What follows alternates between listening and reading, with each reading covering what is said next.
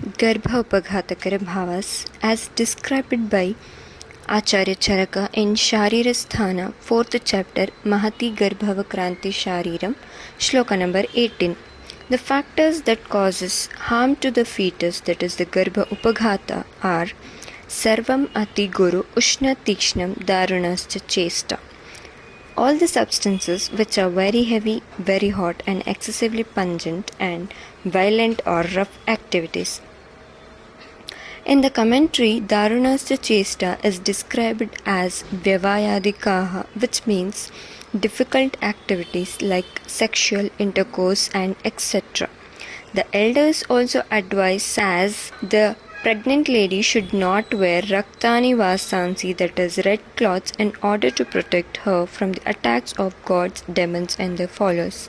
Should not indulge in intoxicating alcoholic beverages, should not ride on vehicles, should not eat meat, should avoid things that are harmful to the sense. She should also keep away from all such things whatever are declared as harmful by the experienced women. Acharya Charaka also explains Garbhopaghatakara bhavas in Sharirasthana, 8th chapter, Jati Sutram Shariram, Shloka number 21. The factors that cause harm to the fetus are sitting constantly on uneven, uncomfortable and hard seats, suppression of natural urges like flatus, urine and feces, indulging in intensive and extreme type of physical activities or exercises, regular intake of hot and pungent substances, intake of excessive quantity of food or insufficient food. Abortion may take place due to the following reasons, that is injury, compression or repeated trauma, looking down from heights such as mountain tops or look into deep well, etc.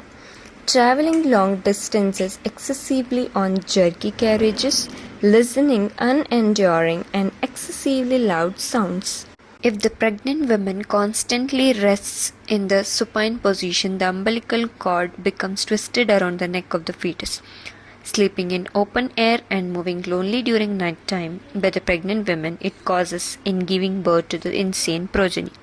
If the pregnant woman is indulging in too much of quarrels or conflicts, it causes the birth of the progeny suffering from epilepsy. The woman under constant grief would give birth to a timid or underdeveloped or short-lived child.